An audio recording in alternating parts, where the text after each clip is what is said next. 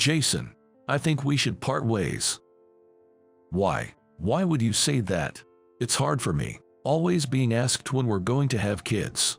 I was deeply shocked when my beloved wife suggested divorce. But maybe it's understandable that Kimberly feels this way. My name is Jason. I'm a 37-year-old married man. My family has run a tailor shop for generations, and as the eldest son, it was agreed that I would take over. Currently, I'm in charge of a branch, gaining experience and working as the manager. I took great pride in the long-standing brand and history of our tailor shop and constantly pushed myself to be a worthy successor. Kimberly was always there, supporting me. Thank you for shopping with us. We look forward to seeing you again. Kimberly maintained her dignity and cheerful customer service and sent her guests on their way. Seeing her work so efficiently in her elegant dress always received high praise from our clients. Thanks to Kimberly working alongside me, my branch attracted many customers. Hey, that customer earlier bought a whole dress set. Your recommendations must have been spot on, Kimberly. Well, if our customers are going to wear our dresses, we should make sure they get ones that suit them best, right? Saying this, Kimberly gave me a refreshing smile. Working together like this, I often thought how glad I was to have married her. This year marks our 4th anniversary, and our relationship is still going strong. However, to be honest, my parents weren't thrilled about me marrying Kimberly. Oh, what on earth did you choose 31-year-old Kimberly as your bride? With our families standing, you could have had so many suitable arranged dates. When I decided to marry Kimberly, my mom dramatically sighed and said that to me. Before I met Kimberly, I had no experience in dating women, and people around me were worried about me. Out of concern, my parents often suggested arranged dates, but I just wasn't interested. I believed that one should marry not based on family background or conditions, but someone they truly love. Although I lacked experience in relationships, I wanted to choose my life partner on my own and make her happy. I want to choose my life partner and make them happy. Back in the day, I met Kimberly at a traditional dress workshop. Kimberly, with her charming smile, gracefully dressed a mannequin. Turns out, Kimberly had learned how to wear traditional dresses during her training. Being shy, I didn't want to miss this chance and approached Kimberly right away. After dating for a year, we get married. For me, the fact that Kimberly could wear a traditional dress was impressive, but my parents seemed to think differently. Isn't Kimberly just of average background and in her 30s? Do you really think she can bear our air? Yes, Jason. Why did you choose her? Even if you have kids, she'll be over 35 at her first childbirth. I have so many concerns. They complained a lot about this to me. But their thinking was quite old-fashioned. Kimberly was a calm and refined lady who elegantly wore traditional dresses. And aren't there many women these days who give birth in their 30s? Despite my parents' objections, I decided to have a wedding with the woman I loved, Kimberly. On that day, Kimberly looked truly beautiful in her pure white dress and bright red lipstick. I had a feeling I'd never forget this wonderful day as I solemnly sipped from the ceremonial cups. Even after 4 years of marriage, we don't have children, but I never saw it as a big issue.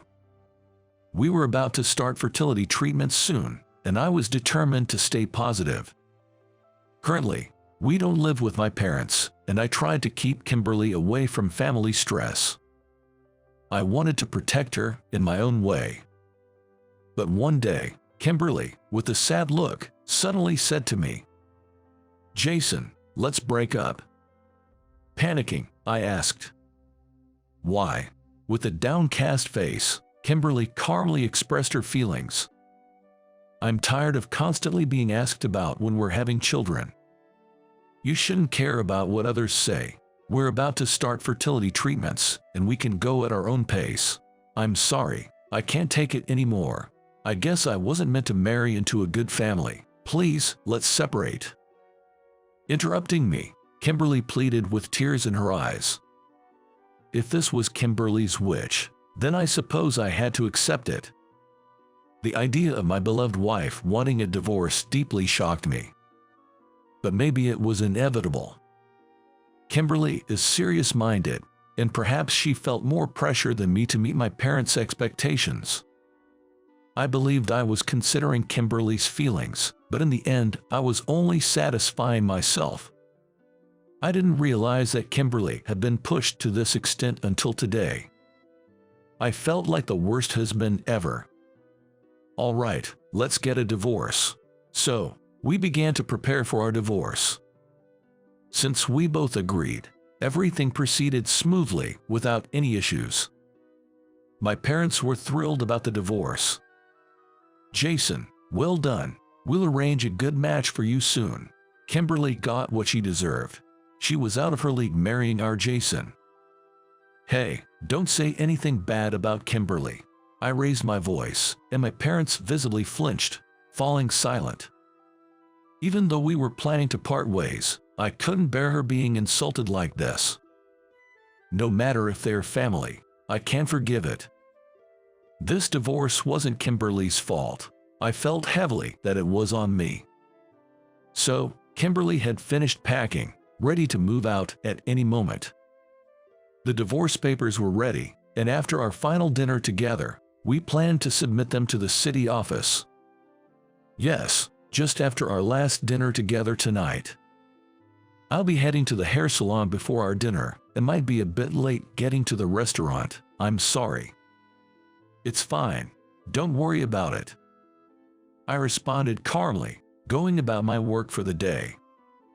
From tomorrow, Kimberly wouldn't be at this branch.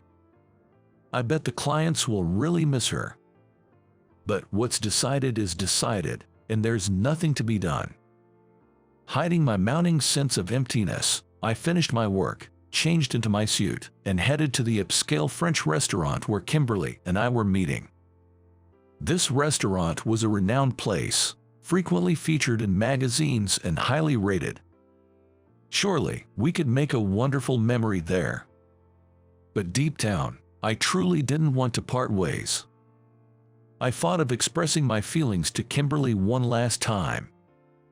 Once seated, I ordered some wine first. When Kimberly would arrive, I thought we'd drink together.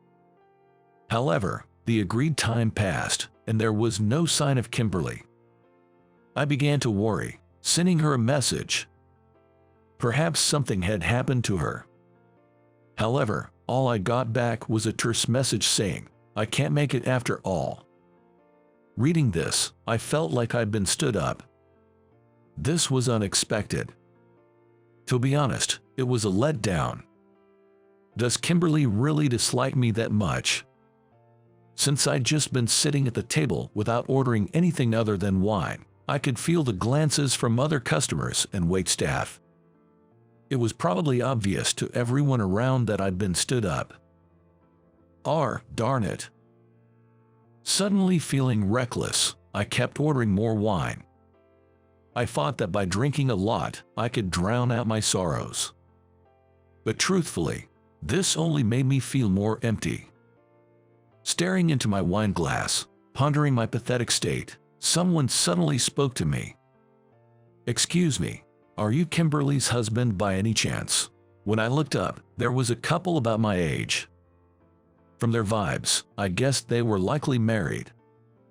The man was bald, and the woman had an elegant air about her. I unconsciously sensed a familiar vibe from these two. But the fact that they know about Kimberly. Who exactly are this couple?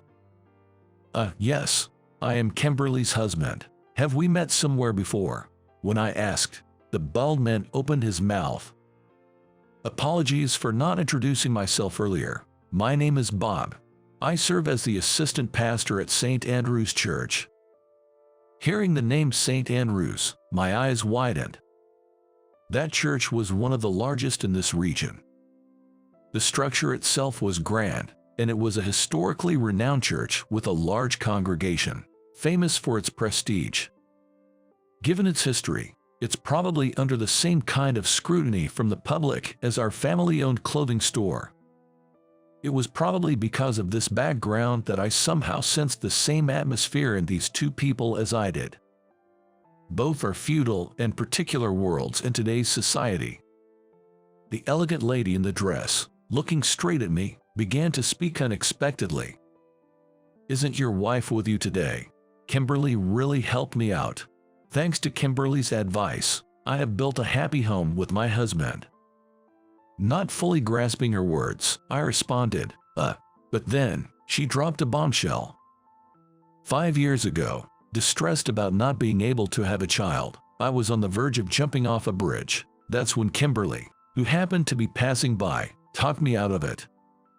Tears welled up in her eyes as she shared her past. She must have been truly desperate back then. The weight of the expectation was probably suffocating her. Kimberly probably felt the same way. The realization made my heart ache for Kimberly. Kimberly desperately tried to stop me, and showing me a photo of you on her cell phone, spoke passionately. "I'm not exactly well regarded by my fiancé's parents, probably because of my age, but even so, he chose me. Honestly, I'm worried about whether I can live up to his parents' ideal of a wife, but I believe I'll never meet anyone I love more than him, and I don't think I'll find anyone who values me more than he does. No matter the challenges, I want to overcome them together." Tears welled up uncontrollably from my eyes as I heard these words from the lady. I was so touched to realize Kimberly felt this way about someone as unworthy as me. Beside me, her husband spoke up. "We're truly grateful to Kimberly. Currently, we've adopted a child and are living happily as a family of 3. We've faced many challenges, but we've overcome them because she's been by my side." It's true, with love, people can overcome any difficulty. Hearing their words, I was determined once again. I didn't care what others said anymore. Throughout this long journey of life, I was certain that Kimberly was the only one for me. If Kimberly still had any feelings left for me, I'd protect her with all I've got. That was my firm decision. No, I should be thanking you. Thanks to both of you, I've had a wake-up call. Let's meet again sometime. I quickly scribbled down my contact info and handed it to them, paid the bill, and left the diner in a hurry. Outside, it was pouring rain, and taxis were bustling about. Initially, I thought of catching a taxi, but they were all occupied. I need to get to Kimberly as soon as possible. Driven by this thought, I ran through the rain. Drenched in my suit, I probably looked out of place to passers-by. But I couldn't care less about that. I had to reach Kimberly as soon as possible. I was certain Kimberly must have also decided to divorce me with great concern. After running for about 20 minutes, I arrived at Central Park. This park was a special place for us. We had our first date here. Gasping for breath, I looked around and searched for Kimberly. I had this intuition that she'd be here. And sure enough, my intuition was spot on. Kimberly stood there, soaked to the bone. "Kimberly." I called out her name and dashed towards her. She turned to me with a startled expression. Her eyes were swollen and red, making it obvious she had been crying. "You shouldn't be getting so wet. It's okay. After all, I can't have children." Tears streamed down Kimberly's face as she said this. She had apparently been to a gynecologist for a checkup before infertility treatments. The diagnosis was that her chances of conceiving were nearly impossible. Her distress reminded me of the wife I'd met earlier. "I truly love you, Jason. That's why I don't want to upset you. Maybe you should find someone more suitable for the family business. No one but you is right for me." I probably spoke louder than intended, catching both of us by surprise. But it was the truth. If you don't want to upset me, never leave me. Forget about family business and heirs. No matter what, I'll always protect you. There's no one else for me but you, Jason. As the rain continued to pour, We held each other tightly. Even though we were exposed to the cold, warmth radiated from where we touched. At that moment, we truly understood each other. I was determined never to let go of Kimberly again. So we decided not to get divorced and to start over as a married couple. Our parents complained, but we didn't care. The next head of the family will be me. Everyone will follow my way. If anyone has a problem with that, I don't mind stepping down from my inheritance. What? That would be a problem, Jason. At my words, both my dad and mom looked panicked. Sure, the current head is my father, but he's clueless about IT stuff. The success of our clothing store is largely due to me. My dad probably doesn't want to lose his successor now. But I wasn't bluffing. If they interfered with my relationship with Kimberly any further, I was ready to cut ties with the family. Fortunately, we had some savings. Kimberly and I know a lot about clothes, so we'd get by. That night, I resolved never to let go of Kimberly again. After that, following the example of Bob and his wife, we adopted a child and began raising him.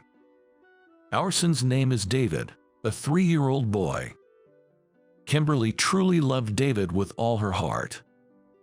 Daddy. At first, David was quite shy, but lately, he's been sticking close to me.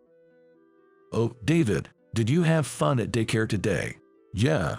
Tomorrow's a day off, so let's go to the park, just the 3 of us. Yeah.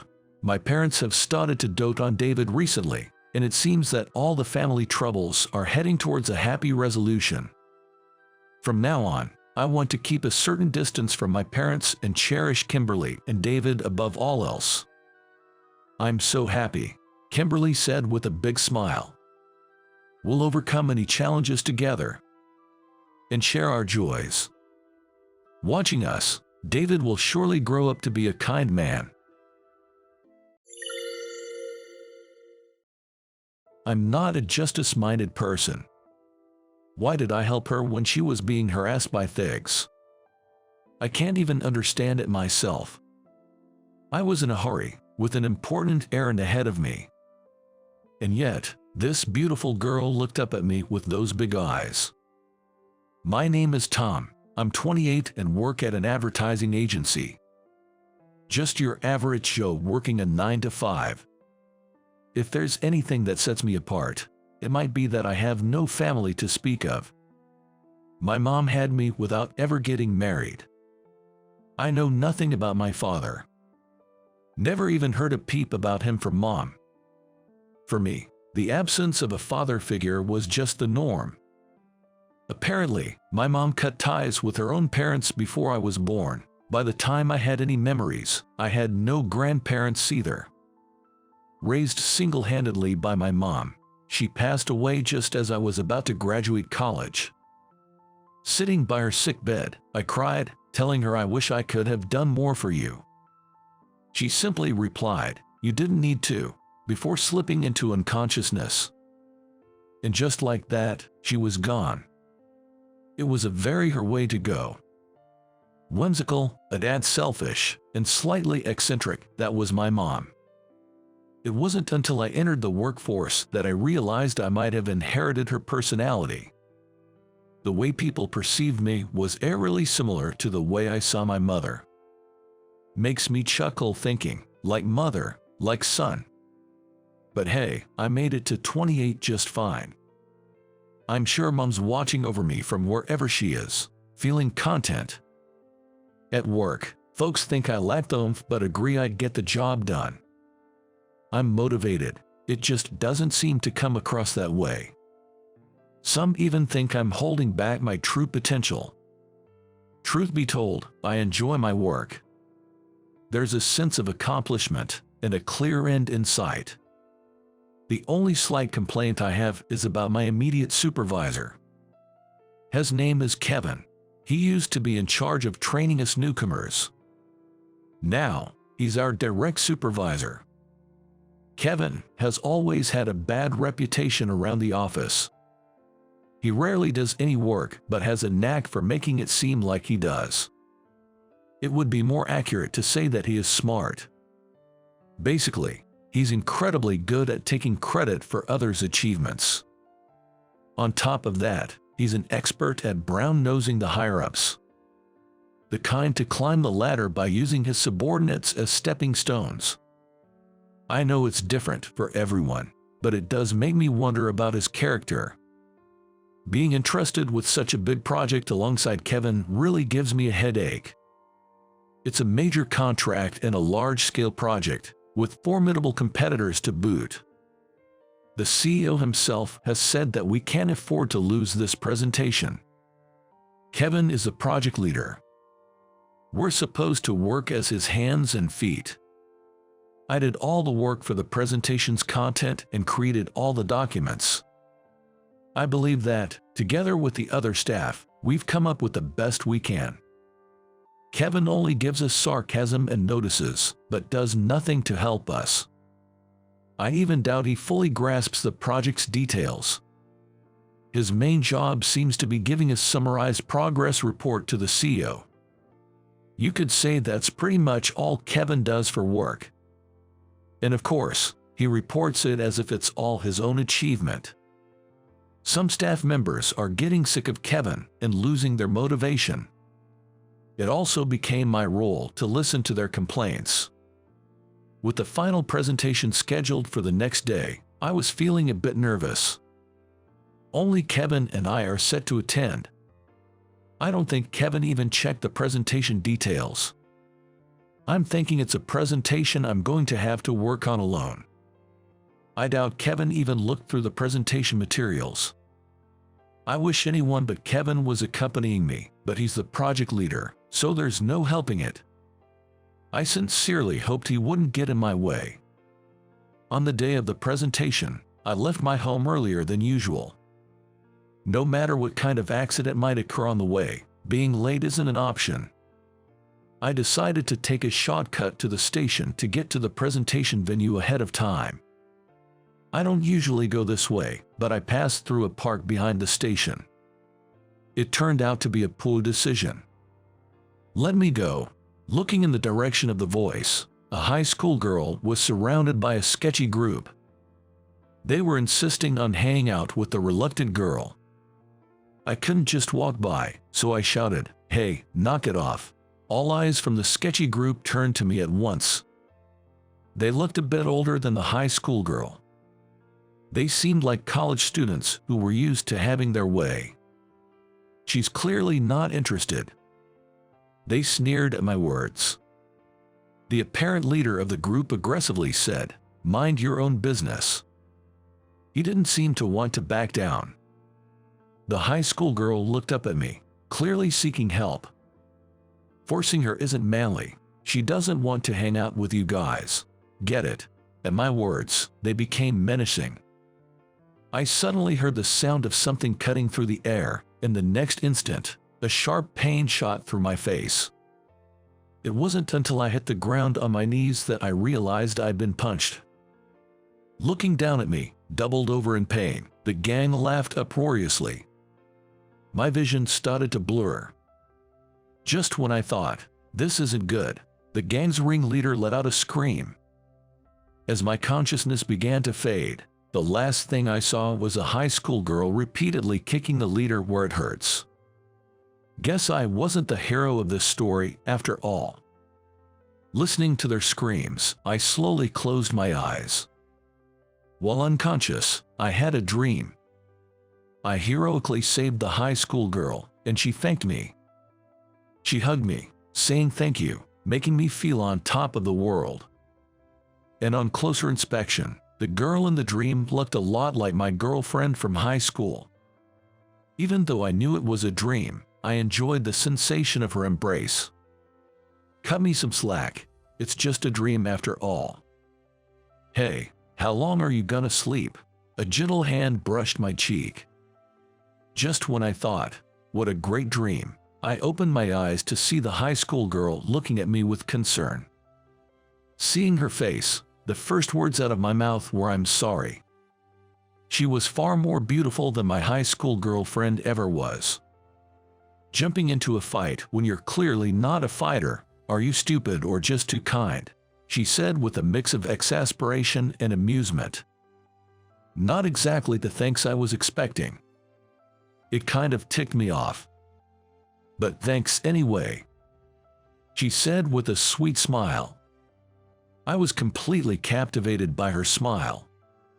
Whoa, and in the next instant, I shot up and checked my watch.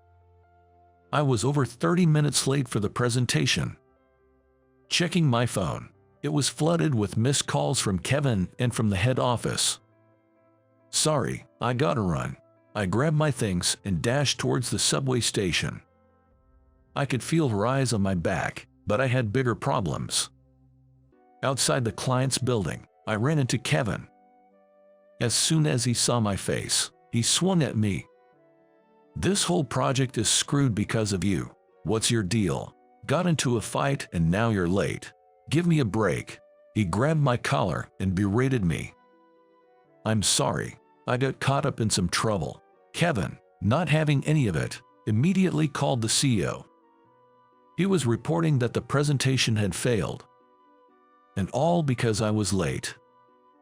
He plans to put all the blame on me. Of course, my being late is inexcusable. But Kevin is the project lead. Even if I wasn't there, it's expected he'd handle the presentation. There's no way Kevin, who hasn't even read the documents, can step in as a substitute presenter. He was probably bombarded with questions at the meeting. Seeing Kevin timidly report, I started to care less about what happens next. The thought of working under this guy for much longer paints a bleak future. By the time I was called into the CEO's office, my decision was already made. All the mistakes from this presentation lie on Tom. Ruining such an important presentation hurts me too. Seeing Kevin play the victim and rat me out to the CEO almost made me burst out laughing. The CEO just listened to Kevin silently. Tom, any words in your defense? I'm sorry. I got caught up in a mess and was late for the crucial presentation. I'll take responsibility and resign.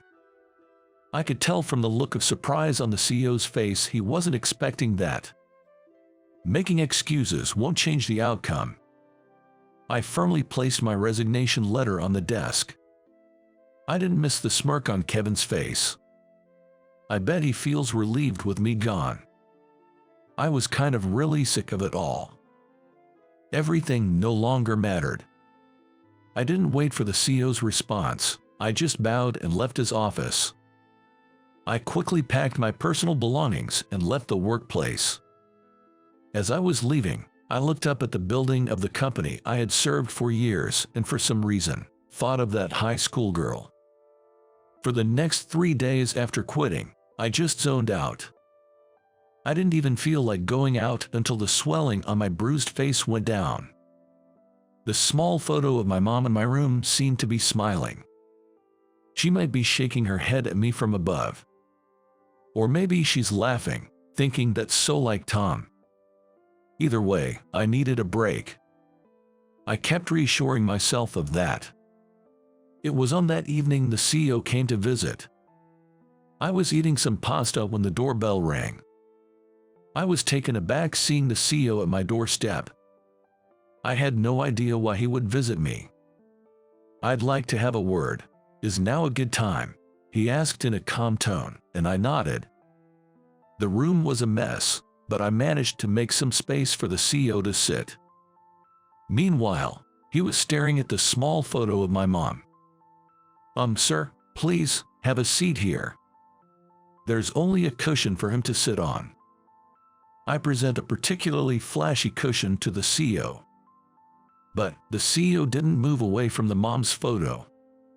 Curiously, I look up at the CEO's face and am taken aback as if my breath was taken away. Without uttering a word, the CEO is just shedding tears. Seeing him quietly cry, I'm dumbstruck and forget to say anything. I have no idea how much time has passed. It turned out just as I thought. The CEO said, still captivated by the photo. To be precise, he's staring intently at a picture of my mom. You know about my mom, don't you? The CEO silently nods in response to my words. Seeing him cry this much in front of my mom's picture, I figured they must have been close. After the cancer was detected, it all happened so fast. It truly did. Maybe she was holding back from feeling sick. By the time I forcefully took her to the hospital, it was too late, and there was nothing I could do. Hearing about my mom's last moments, the CEO finally faced me. "I'm sorry for coming," and announced. "Your departure was so abrupt, it reminded me of her," the CEO said, looking once again at my mom's photo. "Excuse me if I'm mistaken, but don't you know my dad? If he knows so much about my mom, he must know about my dad too." That's what I thought when I asked the CEO. The CEO looks a bit troubled. I suspected he might know a secret related to my father. "Tom, would you be willing to take a DNA test?" With those words from the CEO, I understood everything. It made sense. I wanted to brush it off, but the words were stuck in my throat. She disappeared from my sight in an instant. As soon as my arranged date with my current wife was set, she vanished, and that was that. He must deeply regret that time. The CEO seemed to struggle to find the right words. My mom, considering the CEO's future, stepped back. "I've heard that the CEO's wife is the daughter of a senator." "Is that so?" "Sounds just like Mom. But sir, if she were still around, would you have chosen her?" "Oh, that's not the right way to ask. Could you have chosen her?" My sharp words made the CEO flinch. Thinking he was the only one hurt was a big mistake. As visiting me, suggesting a DNA test, felt almost like a betrayal to the family he has now. I don't have a family. I'm all alone in this world. That's why I understand the value of family. I thought the CEO should live to protect his current family, rather than dwelling on the past. "If you're seeking atonement," Mom would probably say, I began. "Huh? I don't need your pity." The CEO stared at me, probably seeing my mom and me. "Could you please leave? I'm not even your employee anymore." Pointing at the front door, the CEO seemed at a loss for words to say to me. He probably wasn't used to being outright rejected by someone. In the end, the CEO couldn't even say a word to me and just left through the front door. It was the first time I met my dad, but I didn't feel anything special. I'm not in for playing silly games. That night, my late mother appeared in my dreams after a long time. She was laughing so hard she was holding her stomach. It seemed she'd seen the way I sent the CEO packing. And she said, "Good job, son," praising me. Waking up with a tear of joy, I realized how fortunate I was to be her son. Mom and I are so much alike. The moment I got out of bed, there was a loud knock at the door that almost gave me a heart attack. Why would someone bang on the door when there's a doorbell? I cautiously approached the door to check. "Hey, I know you're there. Open up." I recognized that angry female voice from behind the door. It was the high school girl I met in the park. I opened the door fearfully. She looked like she was about to kick it in. "Dang, was just about to break it down," she said, lowering her foot that was raised to kick. I was trying to process why she was here. "I've got something to discuss, interim big bro," she said with a sly grin. I got the message and realized what she meant. Erwin, right. The CEO's daughter. She beamed and said, "Bingo," raising both her hands in a victory sign. Without waiting, she swiftly entered my apartment. She tossed her shoes from inside to the doorway. Such bad manners for a CEO's daughter. Sighing, I arranged the tossed shoes and looked back into the room. I saw her, with hands clasped in prayer, standing in front of my mom's photo. The long lashes around her tightly shut eyes trembled slightly. She must be nervous in her own way. Did the CEO tell you about me? Nope. Found some documents my mom was looking into. She turned to face me and began talking. Her name was Olivia. Apparently, she was the only child born to the CEO and his wife. Sadly, after giving birth to Olivia, the wife was diagnosed with cancer and had a full hysterectomy. She's still tormented by the fact that she hasn't given him a son. She blames herself for not being able to produce an heir. At that time, the CEO found a photo of my mother he had kept hidden, and after hiring a private investigator, they traced back to me. Olivia said she sneakily saw the documents her mother had kept hidden. Seeing my picture, she was surprised. Turns out, the guy who helped her in the park by chance was her own brother. She felt it was destiny. Thanks for that time, Olivia said, giving a little nod. Apparently, Dad said to cherish the family, but Mom knew about you. It's your job to keep my seemingly falling apart family together. She then handed me the DNA test papers. The idea of me holding her family together is beyond bizarre. I've always wanted a brother since I'm an only child. Mom can't have any more children but wants a son, and Dad, wanting an heir, is waiting for you. Receiving the documents, I was unsure how to respond. It all seemed to revolve around Olivia's family's needs. What's in it for me? They come and disrupt my quiet life. Don't they feel guilty? I thought it was a lousy negotiating technique. I guess my feelings showed on my face. Olivia smirked. There's one benefit for you too.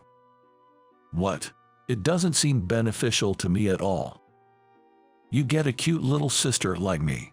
Olivia made a peace sign and laughed, showing it right in front of my eyes. Isn't it great? Both of us not being alone anymore. I see. Olivia seems to be a better negotiator than I thought. She presented a pretty tempting offer. Moreover, she looked confident. She seemed to not even consider the possibility of being turned down. This seems like the time to give in. All right, I give up. I'll take the test.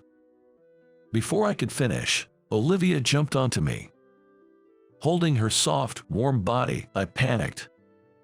It's been so long since I've had such close contact with anyone. It's overwhelming. Whoa, hold on. I'm not confirmed as your brother yet. You'll get me caught. Trying to gently push Olivia away, she resisted, hugging tighter. In a very soft voice, she said, "Thank you. That CEO is one lucky man. Having such a thoughtful daughter. Plus, wanting a son too. Talk about luxury problems. But if it means I get a family, why not? If Olivia no longer has lonely nights by herself, then maybe my existence isn't in vain." From the DNA test, it's confirmed that the CEO and I are related by blood. When opening the results, I met Olivia's mother for the first time. She's the complete opposite of my mother. Elegant and gentle, the kind of woman who supports her man. She respectfully bowed to me, making me feel somewhat embarrassed. I thought she might dislike me, being another woman's son, but she welcomed me so warmly it was shocking. She even cried out of happiness for having a son, and I was at a loss for words. In the end, after the DNA results, it was decided that I'd return to work. I was appointed as the CEO's secretary. Essentially, I'm to support and learn about the CEO's work up close. I didn't want to live with him right away, so I'm still living alone in an apartment. Olivia frequently visits, sharing her troubles and complaints with me. Lately, she's been seeking advice about love. Who would have thought, a year ago, that I'd be giving love advice to my little sister? I've been guiding her, helping her with her love matters, so she can make the right choices. It feels rewarding when she confides in me, sharing troubles she can't discuss with our parents. However, there's one major issue. At this age, Having such a cute sister has intensified my protective instincts towards her. I'm even having a hard time dealing with it myself. I reckon when Olivia gets married, both the CEO and I will be crying our eyes out. Family sure is something. I sighed with happiness. My mom is probably watching over me from the above, laughing. Thinking, serves you right. Such a luxurious problem to have.